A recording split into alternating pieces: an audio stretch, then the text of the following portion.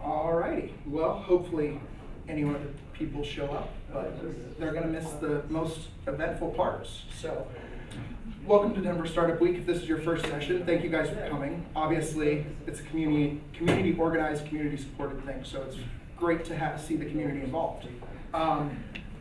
My name is Michael Yoakum, but let's start off with the Startup Week things. So I am doing customer-focused development. It is part of the developer track, sponsored by Quizlet. So thank you, Quizlet, for letting us all be here.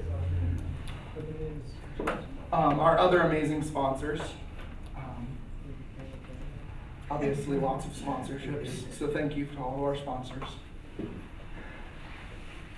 All right, so my name is Michael Yoakum. I am the CEO and founder of a company called Yoakum Tech. We're a customer consulting firm that specializes in connecting consumers to their technology.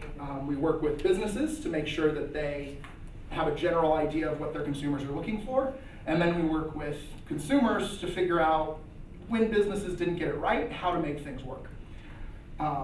So obviously I've been in this field for a bit of time. I started this company back in 2016, so I have a bit of experience, but this is a completely new presentation just for all of you, so bear with me. All right, so what is customer-focused development?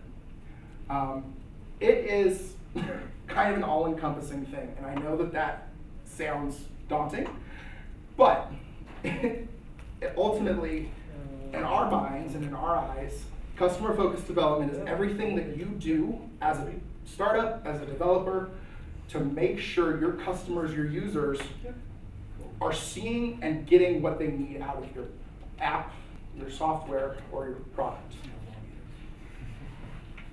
To start off, a big thing that we have to focus on is intuitive design thinking. Raise your hands. Who knows what that is? Okay, so summarize it. Basically, it is the concept that you want your user, your consumer, your person to not have to look at an instruction manual, to not have to figure things out. They're able to pick it up and it's ready to go. Plug and play, all those things are ultimately the culmination of all the people's thinking, how can we make this as easy for people as possible? This is very involved in the UX UI space. Obviously, front-end developers have gotten really good at making things look pretty so that users are good at it and are able to interpret what developers want and what users want. Unfortunately, on the back end, sometimes we're not as great at that. Developers like to put in the things that they think are important and on the back end and not focus on consumer needs, consumer use cases, things like that. So, our philosophy with this is you need to make sure that usability, not necessarily the features, but the usability and what the consumer needs are at the forefront of your entire design, planning, and implementation process. To do this, ultimately, all you have to do is keep the consumer and the user in mind. And it depends on which company, and each individual company will have to come up with their own plan because each company has their own user needs, obviously. So I'm going to start off with this guy. Does anyone remember him? All right, so Clippy was, in my opinion, one of Microsoft's greatest creations from the standpoint of user interface. It was very old-fashioned for obvious reasons, but it did something that most other systems didn't have at the time. It helped users figure out how to use a personal computer. Now, this is an unfortunately rugged way of doing it. It is more or less a user guide. You don't want your users to have to use a user guide. But in the event that they have to use the user guide, making it a fun little paperclip that jumps around on paper and shows up at really inconvenient times is sometimes a good way to do it. This is an example of intuitive design thinking. it's worse. We as people like to think everyone uses stuff the same way we do. Users will always know to push this part, or will always know to pull this section. Fortunately, that is rarely the case. We've seen other types of doors, and the Norman door is the most traditional example of doors and things going bad in the user development space, or in the user interface space. But keeping something like this in mind, everyone who walks up to a door should be able to go through it without having to open a user's manual, or in this case, fight a really confusing sign. In my opinion, one of the companies that has done this better than anyone, and is arguably incredibly successful because of it, is Apple. Love them or hate them, they have mastered the art of giving consumers a seamless experience. Whether it's connecting different devices to each other, or simply taking a picture, most users are able to easily identify not only the icons, but the uses, how to do things, and all of that. Now, the disadvantage to something like Apple, and using Apple as an example, is not everyone has a $1 trillion sales team and development team. So, as individuals, I think it's important that you take what you can from a company like Apple. Now, when it comes to looking at Apple's process and procedure on users and how users interact, I don't even think I'm using this, sorry. How users interact, Apple took the time to ask its actual consumers what features from the iPod and the iPhone and all the previous predecessors were actually being used. You need to do that too. Even if you're in a preliminary, haven't even made anything outside of a wireframe concept, sit down with potential users, go through your process and say, okay, this is what you think you need to be able to do.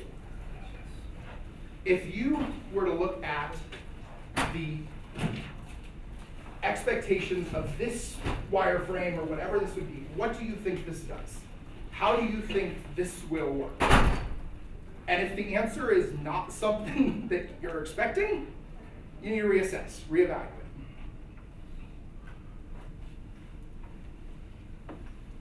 This is probably something most of you remember, but it's another callback. Reason being is it is important to understand, even if you do ask every single user you ever have what they see, what they use, what they do with your app, with your software, inevitably you will not be able to prove or please them all. So you have to prioritize. If you think back to when this dress was all over the media and made it onto, I think, every late night show on the planet, and everyone asking questions about it, the thing people were arguing about was the color. No one questioned it was a dress, no one questioned anything else, so we knew it was something weird with this dress. It still got the message across that the dress was, well, a dress, and as software developers, as front-end developers, you have to make sure that even though some of your users are not going to be able to understand exactly what you're doing or exactly what you want, it will still be a dress. Sorry, that's a very weird anecdote. As I said, first time I've done this one, so sorry. Ultimately, this leads us to how you can do this. Step one is to create a user game plan. Now, I'm going to walk you through mine, but each of you will have to sit down and figure out how your organization, your company, can create their own. Our game plan with a user, every time we sit down with them, is we ask them, step one, how familiar are you? How familiar are you with this piece of technology? It's often an over ignored question.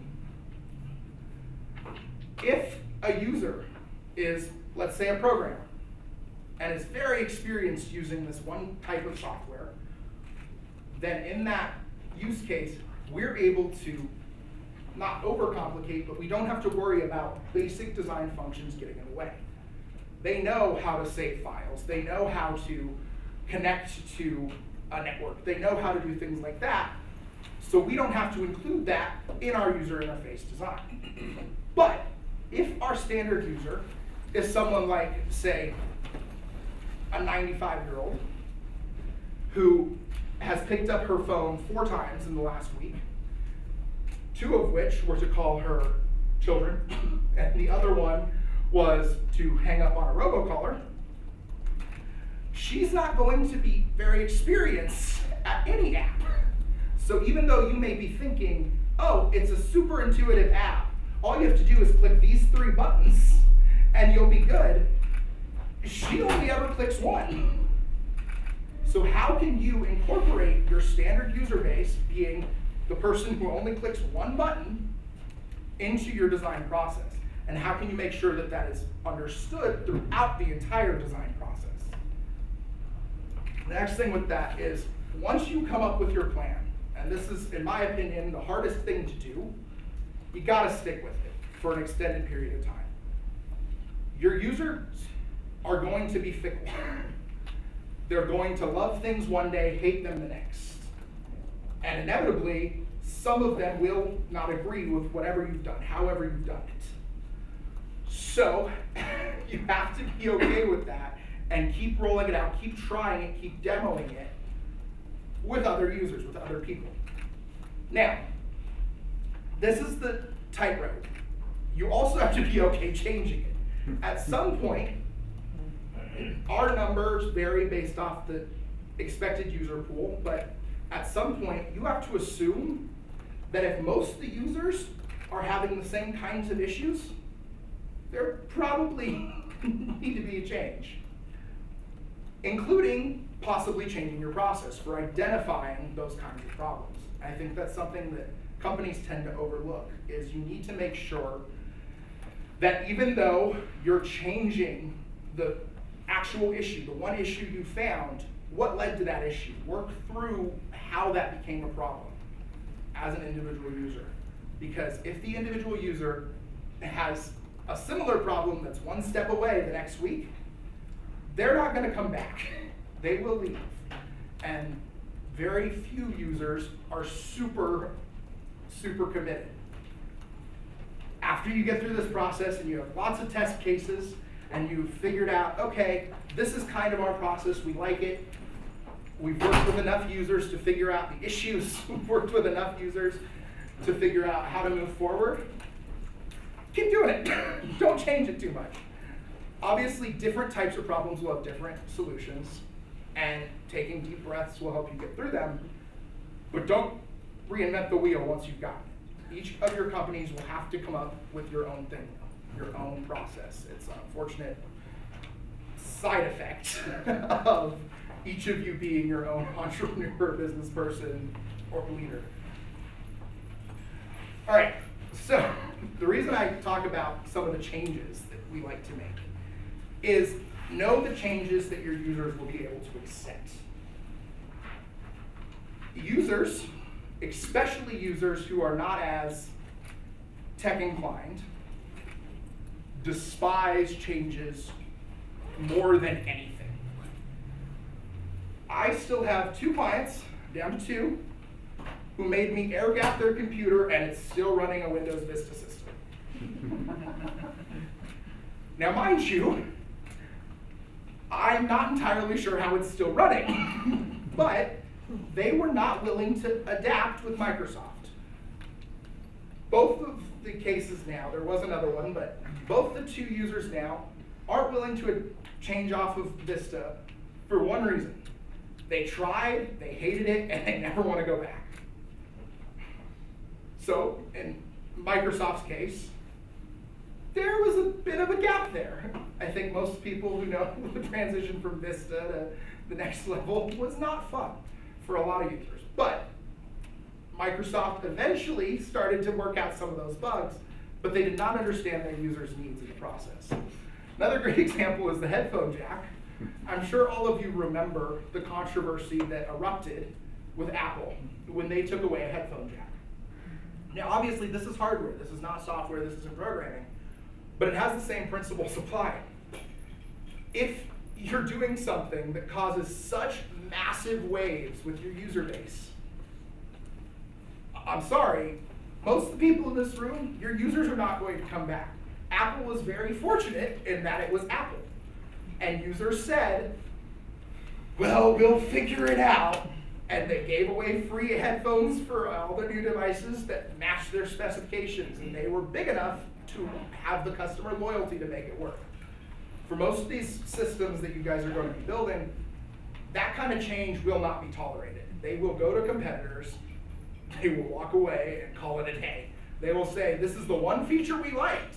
Why are you getting rid of it? We're gone. Go find someone else and move on. The other one is Pluto.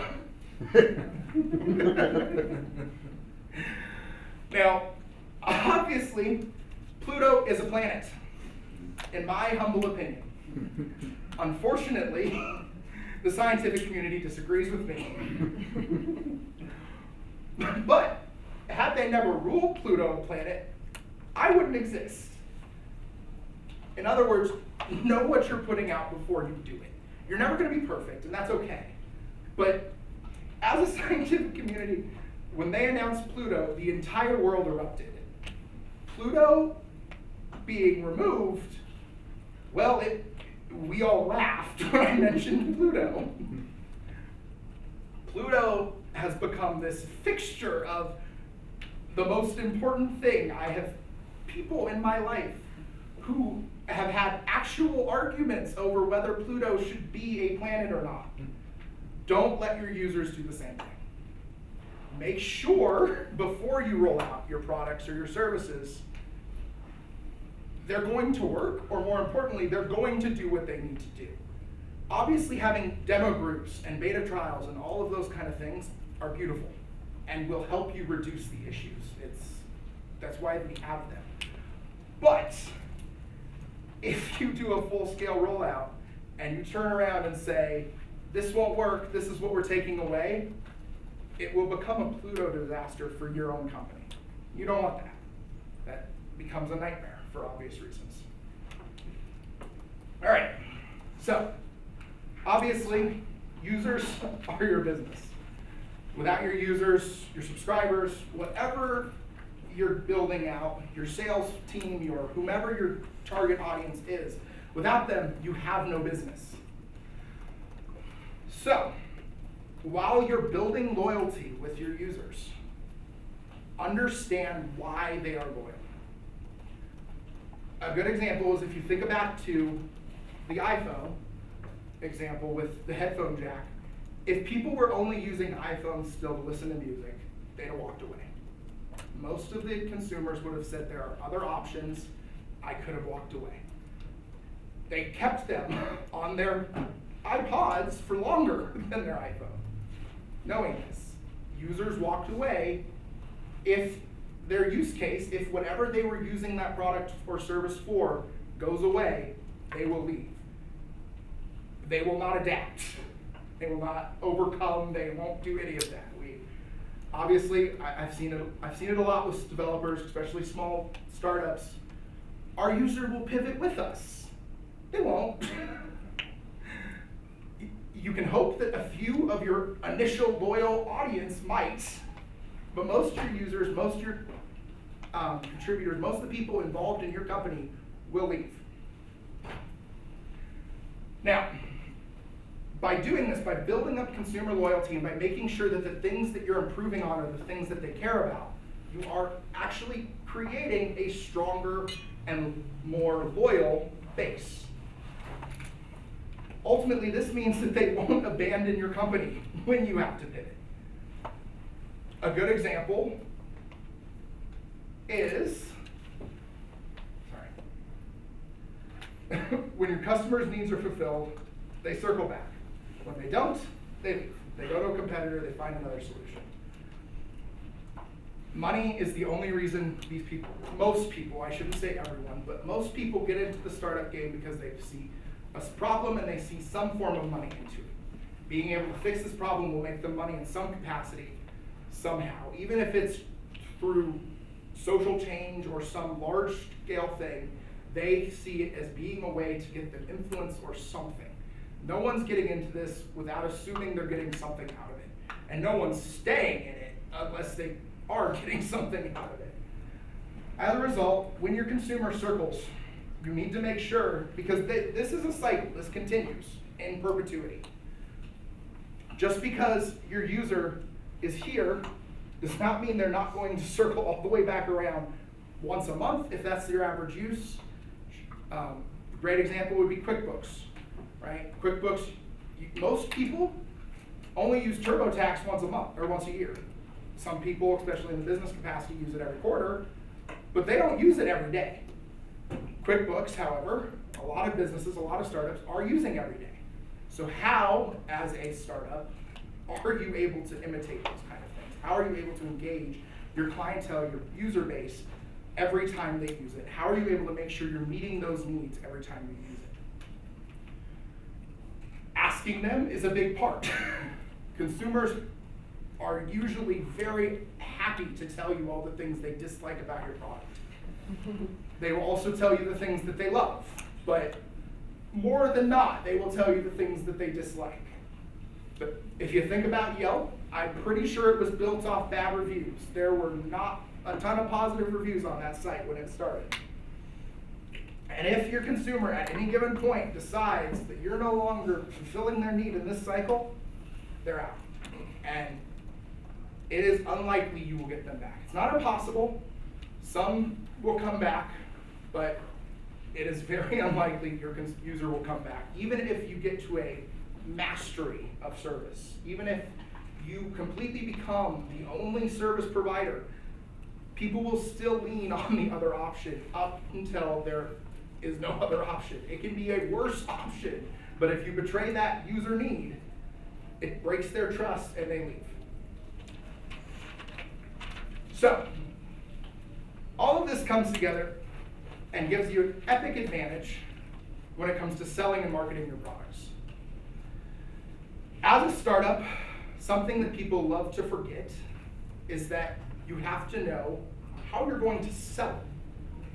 Obviously, knowing your users, knowing who you're selling to helps. But from a marketing perspective, if you know your users' pain points, you're able to sell to those. Your users will tell you their pain points, and you can market directly to those issues. If you know why a user's using your product, you're able to encourage them to keep using your product for that problem. Whether that's through standard marketing or any other form, as long as people know, as long as you know and are selling yourself to your same audience, you are able to keep using the information you're gaining through this process. People want to know how your product's helping them. You need to know how your product's helping them. If people are not able to see how their product's how your product is helping them, they will not buy it. They need to know how to find and sell your system. So when I say sell your system, I mean in the general market economy. People, we love to promote things that we really like to our friends, our colleagues, other people in the industry. If they become attached to you, they will use natural marketing and sell it to your friends and other people. But all of that happens by knowing what people's needs are and how to fulfill them, how you're fulfilling them specifically. Ultimately, your goal is to keep your product as user-focused as possible.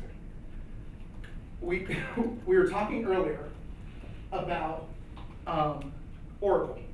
Okay, way back when, Oracle was the best of the best when it comes to knowing what their users need. Another example is IBM, but for a long time they were able to sell their product to the users that needed it because they knew exactly what their users' problems were. Today, I don't know how many of you use Oracle systems. They are not selling their product to fix a problem. They are a problem and an unfortunate solution that you have to use on occasion for whatever reason. They only exist at this point, in my opinion, because other companies are still using their system. If other people had not latched on and made antique systems that are only accessible using Oracle, Oracle would be gone. So, ultimately, using all these information, your goal is to keep marketing and keep selling your customers on their pain points. Know what they need, how you're fixing it, how you're helping it, and you can sell to their pain points. As a developer, it is important you know these things too. One of the biggest pushbacks I've seen from individuals and companies is developers don't feel like it's important that they know why they're doing something necessarily. Now, good developers obviously do, but a lot of developers feel like, I can just make the thing. I don't care why I'm building it. I don't care who I'm building it for. I just need to build this piece of software. It needs to do this thing. Most of the time, that is not enough. My grandfather was a carpenter, and there's a joke in the engineering world that if every single engineer had to spend 3 years on the ground building things, hands in, building products, the entire world would run way more smoothly because they'd understand what they're actually putting together, why they're doing it. Engineers and developers alike have a tendency to not know these problems and why they're solving them. They know the issue and they build a fix, they build a patch, they make it work. But as a startup, if you do not know what problem you're fulfilling and you don't fulfill it correctly, you're never going to get off the ground. And it's going to be a nightmare trying to keep it up and running down the line. Because you will not be the last programmer to work on your startup if you build it right. Other startups, other programmers need to be able to access and understand why they're doing what they're doing. All right, so this is a tangent, but I think it's important, especially in the startup community and in developer community. It is important because these are the things that VCs want to know. Most business owners are not going to ask you, how did you fix the debugging error on September 7th last year? They don't care. Most of them will not even know what it was. However, they will ask you, what problem are you solving? If you cannot articulate that effectively to a VC or to an investor, they will not invest with you. They will not support you. Now, if you're fortunate enough to get a second chance with that same person, after you've worked through that, they might give you a chance, because it's not usually the biggest problem when it comes to talking. But the second issue is, how is it making money? If you have not figured out your pain points and how to sell this product, it won't be making money. It will be a time suck, it will be a nightmare, and it'll be harder than anything to keep it going. So, they will ask you how you can grow it. If in the process you have not identified other user needs that are compatible with your current portfolio or your current offering, you're not asking enough questions. You're not going to be able to solve every consumer's problem every single time. But if most of your users have this one tangent away or one small step away issue that you're finding every third time you talk to someone, that's how you grow your business. You add in an integration to make sure that that part is now covered, supported, and you roll it out for free to all your current users or some crap like that. They all use it and move on. You keep growing that way, and eventually you've fulfilled enough needs where you're now no longer a single app or a single product startup. You're instead a full-fledged software or development company with technically a suite of products and services you're offering your clients. Ultimately, that leads them to making money. So, this gives us longevity. If you think back for the last 100+ years, there are countless companies who started and no longer are doing what they started in. Software and small businesses and startups can have the same longevity. It is important that you identify your use case and build it out initially. But by identifying other problems, by identifying other issues along the way, you're able to integrate solutions to those clean things up, and move on to the next part. This gives your company longevity when, let's say, I hate this term and I'm sorry for all of you, but let's say Web3 really did come in and kick everything out and everything became fully blockchain and decentralized, right? Let's say that were to happen and your company focused on, I don't know, some aspect of localized data storage. If in that process, your clients were saying, oh, this is an issue I'm having, I can't migrate effectively, and you have enough clients saying this, and you updated your system to be able to do that, all of a sudden you're still in existence when all the other localized storage companies are going out of business. The startup and development community has always been one of the most innovative spaces. This is why. Keeping up with the trends, keeping up with how things are changing and what your users need will keep things moving forward. This also allows you to pivot, because pivots are essential in businesses. It's also something that they're going to want to know if they're investing in your company, VCs or other people.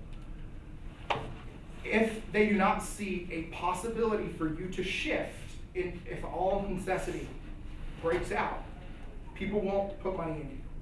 They won't risk it, especially in this current climate. Maybe 3 years ago they'd have said sure, but today VCs and investors are much more hesitant to put money into companies that are not flexible, are not able to adapt forward.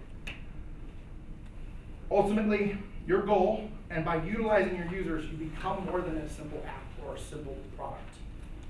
You become something that is helping your client base, and your client base becomes part of your company. Your users become something that you can lean on for adapts, for changes. All right, so we're going to talk about adaptation and changes. In my opinion, one of the companies that comes to mind is 3M. I don't know how many of you guys know much about 3M, but when 3M started, they were a chemical company. They did not focus on what they focus on today. They were founded, I think, in like 1902, somewhere around there. And all they did was manufacture chemicals.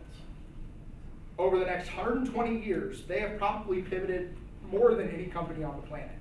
They have now shifted into consumer goods, and probably every single person's sticker was made by them. They are not remotely what they started as, but by understanding how their market share was shifting, understanding what they were doing, they were able to utilize the same facilities, i.e. the same back-end stuff, the same initial heart of what you guys are building, to modify and keep growing into different sectors. Another example is Netflix. I'm guessing all of you know Netflix. They're pretty good at marketing. They obviously started off as sending people DVDs. Somewhere along the line, they realized, you know what? We could just store these and send them to other people. That is how Netflix became who it was. They tried to sell when they were still just sending DVDs to Blockbuster. Blockbuster turned them down. I'm guessing there were other extenuating circumstances from what I've heard about Blockbuster at the time, but ultimately, by being a company that's agile and able to shift from something like a physical product to a digital service, or in your guys' cases, it very well may be a digital service to a physical product. I've seen it a couple times. It's uncommon for obvious reasons, but it is possible. If you figure out how to shift and make sure you're fulfilling your customers' needs, when that shift comes, you're okay. All right, so to kind of summarize everything, it all begins with knowing and understanding who your users are. To do this, you ask them. I recommend bullet points. These are the things we care about. This is what we're trying to do. This is what we're trying to solve. Understanding how you solve these problems, how you integrate these things, ultimately will make yourself more accessible and a longer company. If your app or service is being helpful, you will succeed. Obviously, it takes marketing and branding and other aspects, but if you're not fulfilling a need, if you're not making yourself very visually understandable and focusing on the customer, you will not be able to succeed. Are your users being able to do what they expect to be able to do? If not, they ain't gonna stick around. If they're able to do part of it, they're not gonna like it. There are some companies that have been founded and have been relatively successful by starting somewhere and adding in the other aspects. Your company can do that too. You're small. You don't have to conquer the entire thing. But if your users do not understand how to use your program, they aren't going to be able to stick around. Especially if you don't have the teams of people to be able to tell them how to use your program. Have they built up trust with your company? Over time, your service, even if it is an app, will develop a level of trust from your consumer. This trust will allow you to A, figure out other use cases and other ways to expand, but then B, expand that offering into more arenas. You'll be able to support other services, you'll be able to migrate, you'll be able to do all those other things. And ultimately, the question becomes, how can you help out people more? How can you make their lives a little easier with your service? If you've already started your system and your system's already put together, if you move one thing from A to B, will that make their life easier or harder? If you haven't even started the development part of your product or your system yet, understanding how you can make their lives a little easier with whatever you're trying to solve will keep you in business, will put you on the map. All right, I ran fast because, again, first time with this one, so sorry. But if you have any questions or answers, I'm happy to answer specifics. But yeah, thank you, and I guess that's it.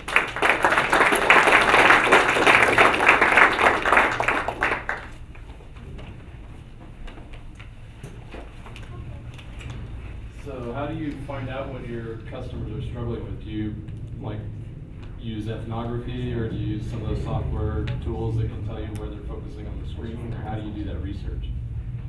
So most of the research is in person, because one of the things we found is consumers, especially users who are having a really difficult time with software, they're not going to be able to even start in the right place. I mean, that's an important part, right? Knowing where to look. There's enough products out there with a similar layout now that people have a general idea of, oh, if I want to go to file, it's probably going to be somewhere up here, right? And so that's a general idea, but usually it comes down to sitting down with enough of the users, enough of your people, and saying, okay, you can simply ask them, we're trying to solve this problem for you. This is what our service does. How would you get to it?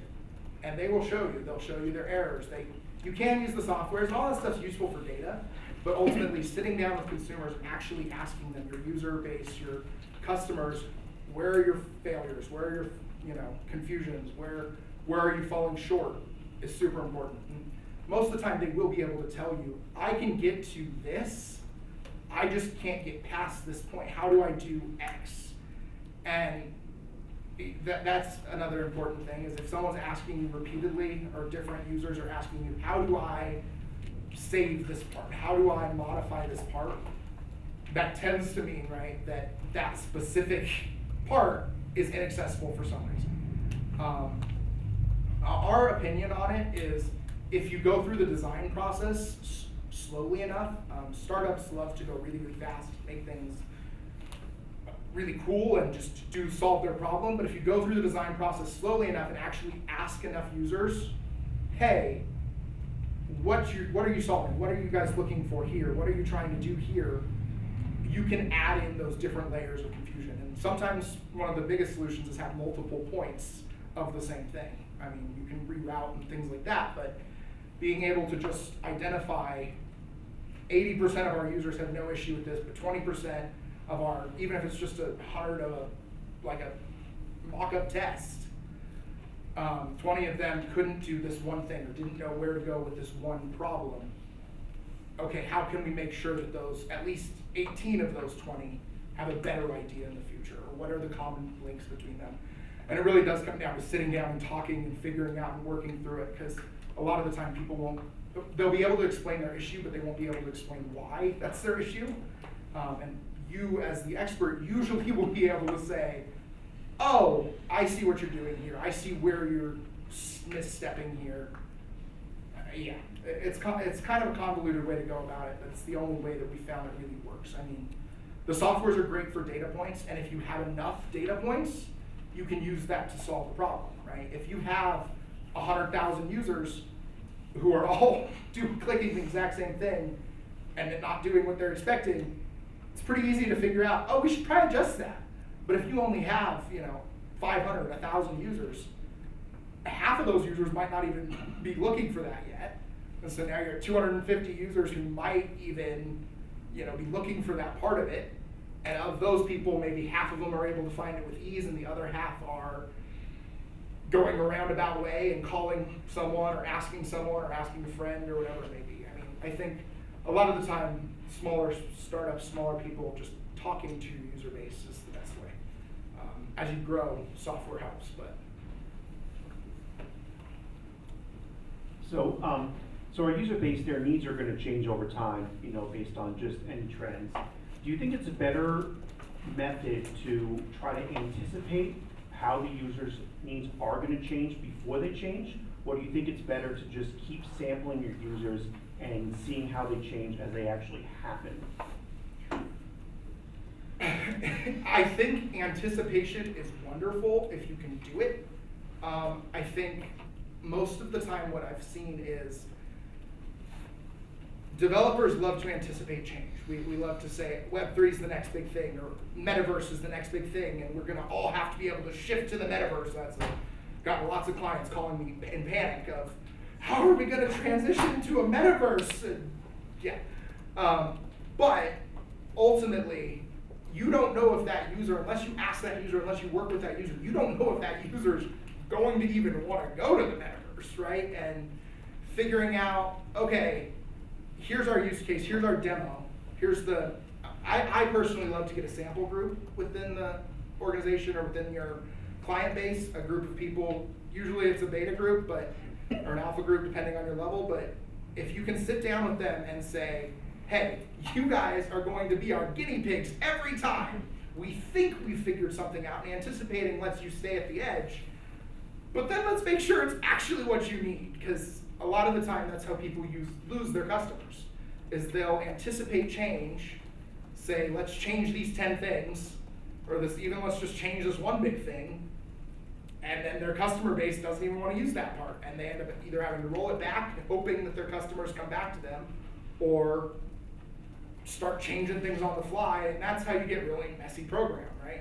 All of a sudden you end up with hideous systems with buttons in places that you didn't even know existed and all that kind of stuff. So it's a combination of both, but I think anticipating is great as long as you're demoing it out with a selected group when you can. So if you have a type of product that a customer has never used before, they're Okay. addressing a solution they know a problem they've had, but they've never used this type of software before. It's not like we do this also, brand new type of software product. Okay. So like right now I have to go through a whole one-on-one step. This is how you use it. That's great. But how would you make something like that they have no previous experience with intuitive? And like my mindset is like towards the Clippy method, but clearly I'd like to be more on the Apple method, which is like, oh, I get it. Without having all kinds of pop-ups, do this.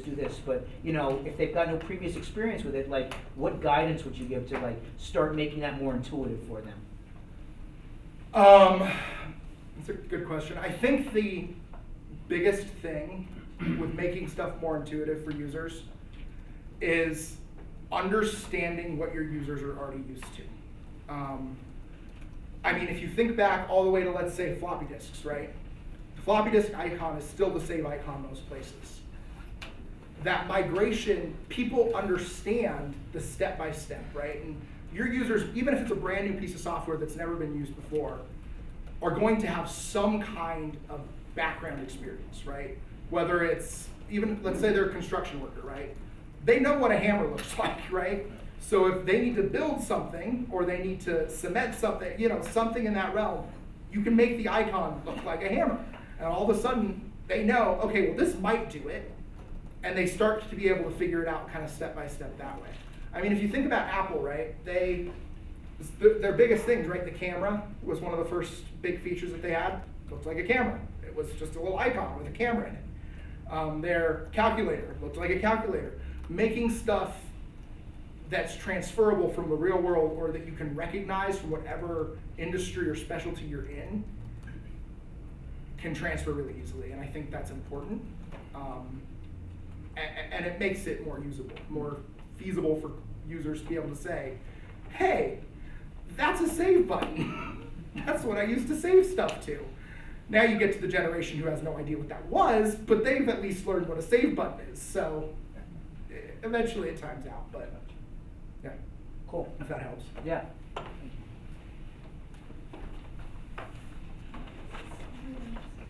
I don't either, but I know, that's right. I probably didn't need this, but if you're hiring somebody for user experience or for design or even contracting, what are your like favorite questions to ask or recommended questions you'd ask to get the best person when you don't have a user experience or design background yourself?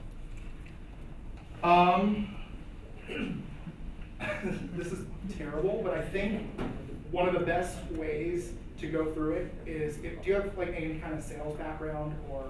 Yeah. Well, so like one of my favorite ones for like looking at user experience people is how would you try to convey this message to me, right? Even if you don't know necessarily how you build it out, UX people, UI people are usually really good designers. And so the question becomes not, can you build me this really quickly, but if you were to try to sell me this, how would you convey this message to me? What images, what concepts? And I think it depends on what kind of UX designer you're looking for. If you're looking for a purely, you know, graphic designer kind of specialty, I would ask them for artistic, you know, inspirations, where they draw their experiences from. Are they more technical or more creative? Are they more that kind of side?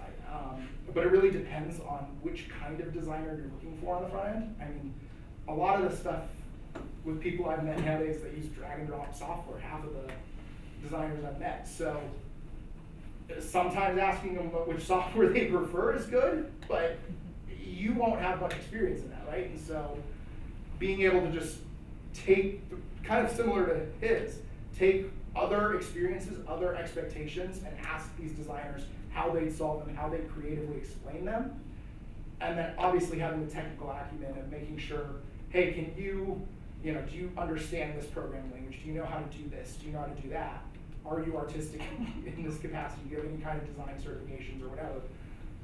And that gives you the technical knowledge, because the technical knowledge, unless you're going to do an arduous, technical interview where you put them through the process of saying, build me a website mock-up or whatever, you're not going to be able to narrow that down enough. So you need to be able to ask, hey, do you care about this or this? Or if it were up to you, would you, I actually have used architecture in the past. If it were up to you, would you do an open door or a closed door for this room? Like things like that. It's a weird question, but if you can think about your design preferences in those situations, usually your user or your designer, if they have similar design preferences, they don't have to be identical, they'll be able to help you work through that.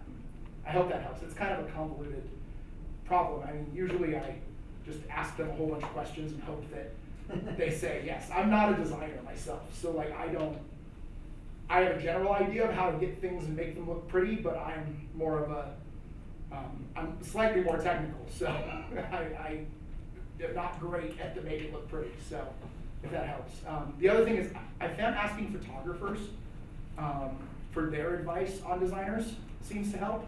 Like simply having a photographer in the interview committee, even if it's like a hobby, because they tend to have a similar eye. That's an odd one, but yes. Question. Can I not use that. I don't feel. Absolutely.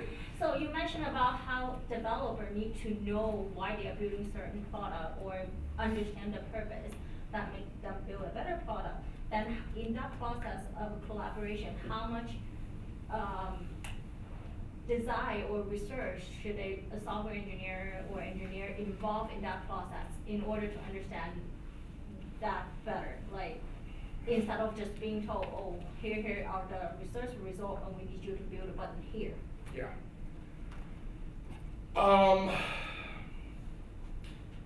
That's a hard question. How much? Truthfully, I think it's case dependent.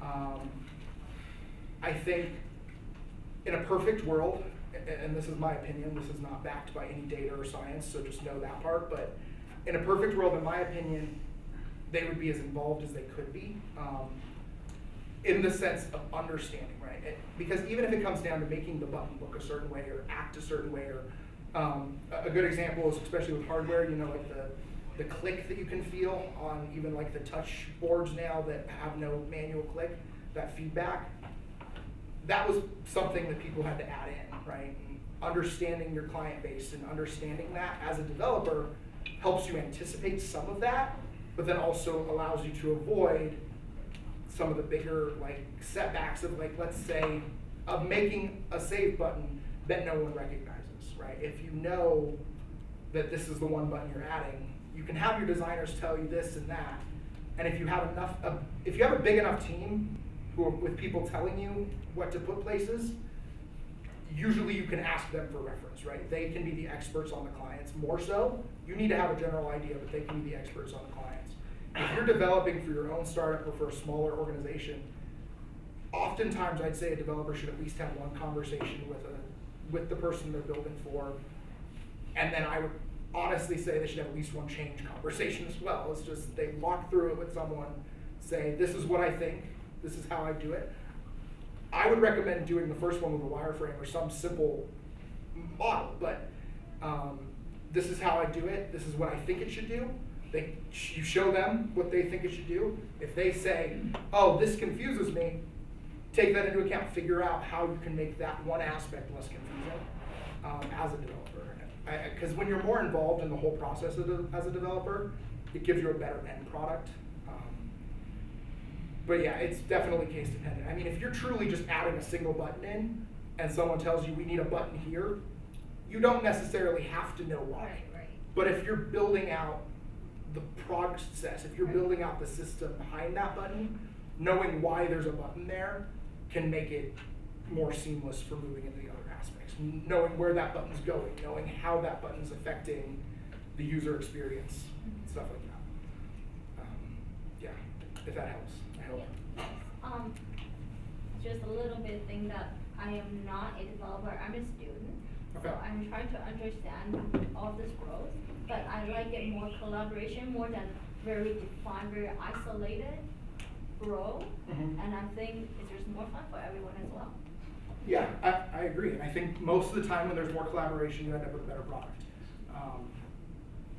I would say there is risk to that though. At Sphero, we would have the engineers come and watch the user tests, and the engineers knew exactly how it works. So when the kids would start struggling, they want to point to, no, just over here, you know, and you can lose that feedback. But also at the other company where I worked down the street, we did radio frequency based stuff that goes into prisons and mental hospitals. Mhm. And I would try to get the engineers to go out at least twice a year to be in the field, to see the stuff being used in the field, because there's so many aha kind of moments when you actually see the end users using the equipment. It's just invaluable.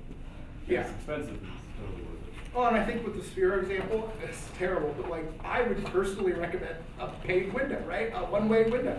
Yeah. Like, Yep. those are, I think it is important. We almost got there. It's expensive to do, but yeah, it was almost Yeah. necessary.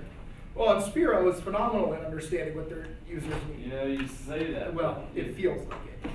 We spent a lot of time, but when I was there at the end, we still did not know who was buying this thing and why. And that was the big problem. That's why they're in education now, and there's not a whole lot of consumer Sphero sales. I think your price point is high. It is, but it's a sophisticated piece of engineering in there. It just was not warranted. I mean, RC cars are a lot cheaper, but a lot faster. Very true. Any other questions before we end up on a Sphero tangent for the next 20 minutes? We're good? Well, thank you all for coming. Enjoy the rest of the start. Oh!